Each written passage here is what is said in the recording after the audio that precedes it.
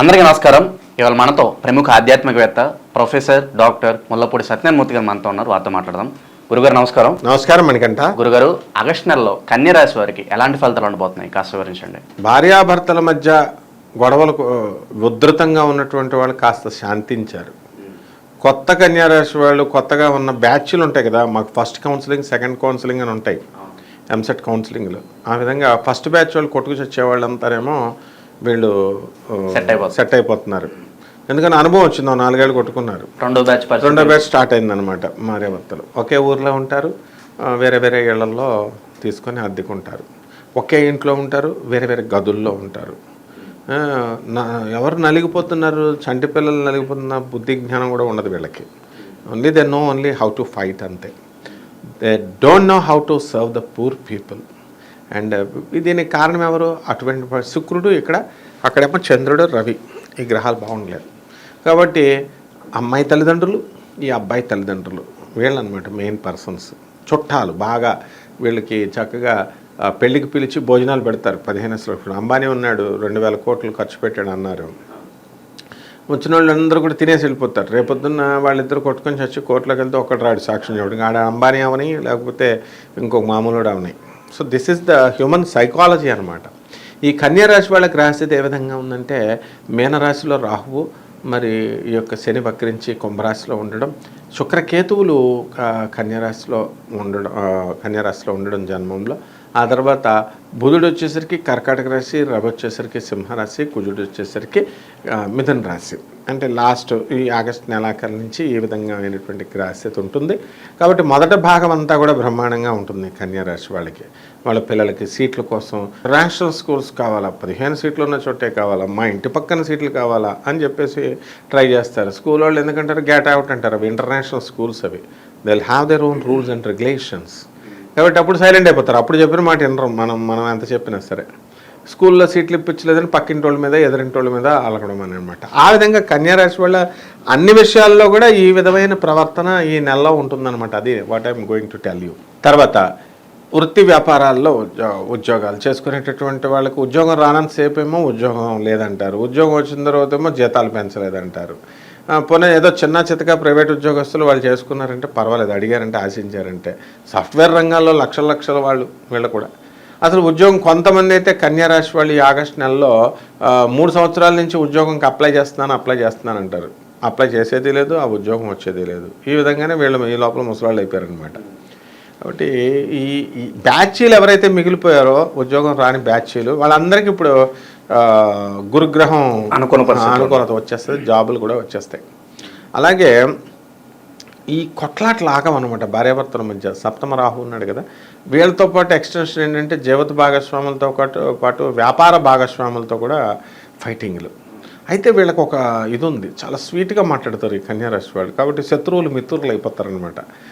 Mesmerise చేసి పడేస్తారు అవతలాలని. అలాగే ఈ లాభంలో ఉన్నటువంటి బుధగ్రహ ప్రభావం వలన వీళ్ళు ఏం చేస్తారంటే చక్కగా బిజినెస్లు బాగా చేస్తారు.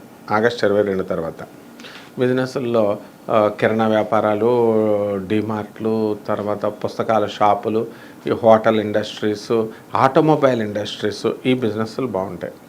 మరి ఫోన్లు రిపేర్ చేసేవాళ్ళు, సిమ్ కార్డులు, టెలికామ్ ఇలాంటివన్నీ ఉన్నాయి కదా, ఎలక్ట్రానిక్ సంబంధమైనటువంటి వ్యవహారాలు, అవి బాగుండవు అన్నమాట. అలాగే సినిమా రంగంలో ఉన్నటువంటి వాళ్ళు ఉన్నారు. ఆ సినిమా రంగంలో ఉన్నటువంటి వాళ్ళకి చాలా మంచి పేరు ప్రతిష్టలు అనేటటువంటిది వస్తాయి. ఈ యొక్క రాశిలో దొంగలు ఉంటారు. మరి జాతకాలు చెప్పేటప్పుడు దొంగలకు కూడా ఉండాలి కదా. నాకు తెలిసిన ఒక శిష్యురాలు మరి దొంగని ప్రేమించిందంట. ఎందుకమ్మా అని ఎస్ఐ గారు ఫోన్ చేసినప్పటికీ అడిగినప్పటికీ కూడా నేను ఆడనే చేసుకుంటానంటుంది. కాబట్టి అటువంటి దొంగలకు కూడా అనుకూలమైనటువంటి సమయం అన్నమాట ఈ కన్యారాశిలో ఉన్నటువంటి వాళ్ళకి. అండ్ హోటల్ ఇండస్ట్రీలో అద్భుతమైనటువంటి లాభాలు తెగొస్తాయి. అసలు విచిత్రం ఏంటంటే వైన్ షాపులు కనుక పెడితే భస్మం అయిపోతారు వీళ్ళు.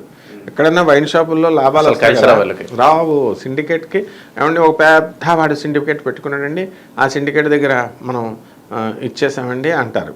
ఆ సిండికేట్ వాడు అందరూ కలిసి తలకు 5-5 లక్షలు ఇస్తారు, 20 లక్షలు పోగేసి ఇస్తారు కదా. వీడు దొబ్బేస్తాడనమాట. ఆ సిండికేట్ వాడు బాగానే ఉంటాడు. అంటే మీడియేటర్ మాటలను నమ్మి ఈ కన్యారాశి వాళ్ళు ఇవ్వకూడదు. రైతుల దగ్గరికి వద్దాం. రైతులు పంటలు పండిస్తారు. రాహు పొజిషన్ బాగుండలేదు కాబట్టి వీళ్ళకి అనేకమైనటువంటి ఈతి బాధలు వస్తాయి. వర్షాలు పడడం, వర్షాకాలం కదా, మంచి ఆకుమడి అంతా బ్రహ్మాండంగా వేశారంతా ఉంది. అయితే పంట పండించేటప్పుడు వీళ్ళు ఏం చేయాలంటే పక్కింటోడు ఎదురింటోడు రైస్ వేస్తారని వేయకూడదు. కమర్షియల్ క్రాప్స్ జాగ్రత్తగా పండించుకొని అలా వెళ్ళాలన్నమాట. ఈ రైతులు కూడా కమిషన్ ఏజెంట్స్ వీళ్ళని తినేస్తారు. వీళ్ళు పండిస్తారు కానీ పాపం డైరెక్ట్ కస్టమర్ దగ్గరికి వెళ్ళరు కాబట్టి వీళ్ళకి అంత అవకాశం లేదు. జ్వరాలకి ఎక్కువ గురవుతారు, ఎందుకంటే చలికాలం కదా, అప్పుడు వాళ్ళకి మోకాల నొప్పులు ఒకటి వచ్చేస్తాయి గ్యారంటీగా, చిన్న వయసుతో అయినా సరే. ఒబిసిటీ వచ్చేస్తారు, తర్వాత గుమ్మం పట్టినంత లావు అయిపోతారు.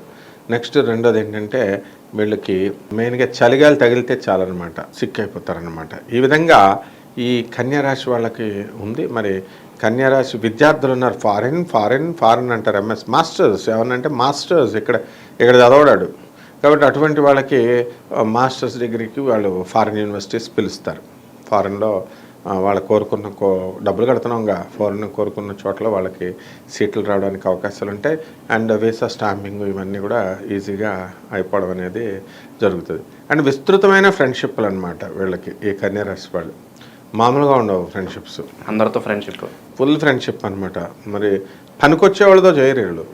పనికిరాని వాళ్ళతో ఫ్రెండ్షిప్ చేయడం వల్ల ఏమవుతుందంటే కొంచెం దెబ్బ వాళ్ళే కదా లాస్ అవుతారు. నెక్స్ట్ ఏంటంటే ఉక్రోషాలు, మళ్ళీ వాళ్ళు చేసిన తప్పు కనుక మనం ఎవరన్నా కనుక చెప్పినట్లయితే వాళ్ళకి వెంటనే కోపం రావడం, ఇలా ఏదేదో. ఈ కన్యారాశి వాళ్ళు కొంచెం బుద్ధి బలం ఎక్కువ కానీ స్థిరత్వం తక్కువ. స్థిరత్వాన్ని కనుక తెచ్చుకున్నట్లయితే వీళ్ళు గ్రాండ్ సక్సెస్ అవుతారు. పౌల్ట్రీ ఫార్మ్స్, హ్యాచరీస్, కోళ్ళ ఫారాలు, కోళ్ళ మేతల తయారీ ప్రొడక్ట్స్ ఇవన్నీ కూడా చాలా బాగుంటాయి అన్నమాట. అండ్ పొలాలు కొనేస్తారు బాగా ఈ కన్యారాశి వాళ్ళు. లంచాలు బాగా తీసేసుకుంటారు. ఇప్పుడు రెవెన్యూ డిపార్ట్మెంట్ ఎప్పుడు కూడా వాళ్ళు పాపం రీజనబుల్గా ఉంటుంది. So commercial tax department, income tax department, police department ఇవన్నీ కూడా వాళ్ళు అదనపు ఆదాయాలు రావడానికి అవకాశాలు ఉన్నాయి. అదనపు ఆదాయాలు అంటే లంచాలని కాదు, రకరకాల బిజినెస్లు చేసుకోవడం, ఈ ఉద్యోగాలు చేసుకుంటూ ఇలా అన్నమాట. తర్వాత ఈ యూట్యూబర్స్ ఉన్నారు కదా ఈ కన్యారాశి వాళ్ళు, యూట్యూబర్స్ వాళ్ళకి కొన్ని సక్సెస్లు వస్తాయి, అదేవిధంగా ఛానల్ గ్రోత్ అవుతూ ఉంటాయి. అండ్ డబ్బు ఏదో వచ్చేస్తుందని జనాలు అందరూ యూట్యూబుల మీద పడ్డారనమాట. యూట్యూబుల్లో పెట్టుకుని కన్యారాశి వాళ్ళు 2 లక్షలు 4 లక్షలు లాస్ అయిపోయిన వాళ్ళు కూడా లాస్ట్ మంత్ వరకు ఉన్నారు పాపం. ఇప్పుడు కొంచెం వాళ్ళు పికప్ అవడానికి అవకాశాలు ఉన్నాయన్నమాట. అలాగే సినిమా హీరోలు, ఇక వీళ్ళకి మంచి కీర్తి ప్రతిష్టలు వచ్చేస్తాయి. అలాగే రియల్ ఎస్టేట్ వాళ్ళు ఇవన్నీ ఉంటాయి. మెయిన్గా గుడులు కట్టినటువంటి వాళ్ళు, పీఠాలు పెట్టినటువంటి వాళ్ళు, మా గురువుగారు గరికపాటి నరసింహారావు గారు చెప్తారు, దొంగ పీఠాలు పెట్టి హిందువులు కొన్ని నొక్కేస్తున్నారు. అయినా సరే ప్రజల్లో సిగ్గుశారాలు లేవు. వీళ్ళు ఏంటంటే దొంగ పీఠాలకి అసలు పీఠం అంటే ఏంటి, శంకరాచార్యులు వారు పెట్టింది దక్షిణాంలో శృంగేరి లాంటి దాన్ని పీఠం అనాలి. ఇంటికి ఒక పీఠం, ఇంటికి ఒక గుడి అంటే ఏంటి, వెంకటేశ్వర స్వామి గుడి, బెజవాడ కనకదుర్గమ్మ గుడి లాంటి. ఇంటికి ఒక గుడి ఏం అవసరం అంటే బిజినెస్ అన్నామనుకో, how come you tell that temple business is business అంటారు. అదంతా కూడా బిజినెస్లే అనమాట. కాబట్టి ఈ విధంగా ఈ కన్యారాశి వాళ్ళు అంతా టెంపుల్స్ కడతారు, పీఠాలు పెడతారు, పెద్ద పెద్ద మంత్రగాళ్ళు అయిపోతారు అనమాట. అందరూ ప్రాబ్లమ్స్ అంతా గురువులు అయిపోతారు అనమాట. కాబట్టి ఎందుకంటే గురుడు భాగ్యస్థితిలో ఉన్నాడు. What I'm telling is with proof, with base. అందులో గురుడు 9వ ఇంట్లో ఉంటే అంత గురువులు అయిపోతారనమాట వీళ్ళు. శంకరాచార్య పోతాడు ఇక, అసలు ఒరిజినల్ గురువులు పోతారనమాట. అండ్ ఎందుకంటే రాహు అక్కడ స్థానంలో మంచి స్థానంలో ఉన్నాడు. కాబట్టి ఈ విధంగా కన్యారాశి వాళ్ళకి చాలా బాగుందన్నమాట. ఆర్థికంగా కానీ మరి వృత్తిపరంగా చాలా సక్సెస్ఫుల్గా బాగుందనుకున్నాం కదా. వీళ్ళు ఏమైనా పరిహారాలు చేసుకుంటే వీళ్ళకి ఇంకా మంచి ఫలితాలు వచ్చే అవకాశం అంటారా? ఉండాలి. పరిహారాలు లేకపోతే వీళ్ళని ఏంటంటే పచ్చడి అయిపోతారు. ఇల్లులు కొన్నారు, ఈఎంఐలు కట్టకపోతే బ్యాంక్ కూడా వచ్చి ఇల్లు వెళ్ళిపోతాడు. తర్వాత బాసుల మీద అలుగుతున్నారు, తోలు తీసేస్తాడు బాసు. గర్ల్ ఫ్రెండ్స్ మీద అలుగుతున్నారు, అసలు దగ్గర కూడా రానివ్వదు. కాబట్టి కోపం పోవడం కోసం ఈ కన్యా రాశి వాళ్ళు ఏం చేయాలంటే రాహు జపం చేసుకోవాలా, రాహు స్తోత్రాలు చదువుకోవాలా, రాహుకి కిలోంపావు మినుముల్ని ఆవు పేడ రంగు ఉన్నటువంటి వస్త్రాల నుంచి పేదవాళ్ళకి పేద బ్రాహ్మణులకి పేదవాళ్ళకు కూడా ఇవ్వచ్చు, బ్రాహ్మణులకి గుళ్ళో కానీ గుడి బయట కానీ ఇంట్లో కానీ దానం చేసుకోవచ్చు. శనివారం ఉదయం 8 గంటలకు చేసుకోవచ్చు. అలాగే చక్కగా మినప్పిండితో సున్నుండలు తయారు చేసి అక్కడ పేదవాళ్ళందరికీ కూడా ఒక క్యాన్ దానం చేస్తే ఏమవుతుంది చేయొచ్చు. అలాగే ఈ బెజవాడ కనకదుర్గమ్మ తల్లి యొక్క పాదపద్మాలకి ఇంట్లో చక్కగా చేసుకోవచ్చు. అండ్ బగలాముఖి అమ్మవారు ఆ దేవస్థానం మనకి హిమాచల్ ప్రదేశ్లో ఉంది. అక్కడికి కంపల్సరీ వెళ్ళాల్సిందే వీళ్ళంతా. కానీ ఏదో దగ్గరగా ఉందని చెప్పేసి కొన్ని టెంపుల్స్ సెలెక్ట్ చేసేసుకొని వీళ్ళు ఎక్కడికి వెళ్ళి వచ్చేస్తున్నారు. ఆ తర్వాత ఏదో ఆ టెంపుల్లో కూడా ఏదో ఎక్స్కర్షన్కి వెళ్తున్నట్టున్నారనమాట. కాబట్టి అంత దూరం వెళ్ళలేరు. కాబట్టి చక్కగా ఈ యొక్క బగలాముఖి అమ్మవారి యొక్క హోమాన్ని వాళ్ళు ఇంట్లో వీళ్ళు జరిపించుకోవాలి. ఈ విధంగా చేసుకొని తర్వాత కంపల్సరీ రావి చెట్టు చుట్టూ 108 సార్లు ప్రదక్షిణ చేయాలి. అది ఎంతసేపు పడుతుందో పావు గంట చేసేస్తారు. అలా మొత్తం 30 రోజులు చేయాలి. వాకింగ్ అని చేస్తారు కదా, ఈ రావి చెట్టు చుట్టూ చేస్తే సరిపోతుందన్నమాట. అలాగే ఆ యొక్క పరమేశ్వరుడి పైన చక్కగా మనకి నీళ్లు పోసి చేయాలా. ఇన్ని బొగ్గులు తీసుకెళ్ళి ప్రవహించేటటువంటి నదిలో వేయాలన్నమాట. ఈ విధంగా కనుక చేస్తే చాలా బాగుంటుంది. ఆగస్టు నెలలో కన్యరాశి వారికి ఎలాంటి ఫలితాలు ఉంటాయి, అలాగే వీరు చేసుకోవాల్సిన పరిహారాలు వివరించినందుకు ధన్యవాదాలు. ధన్యవాదాలు.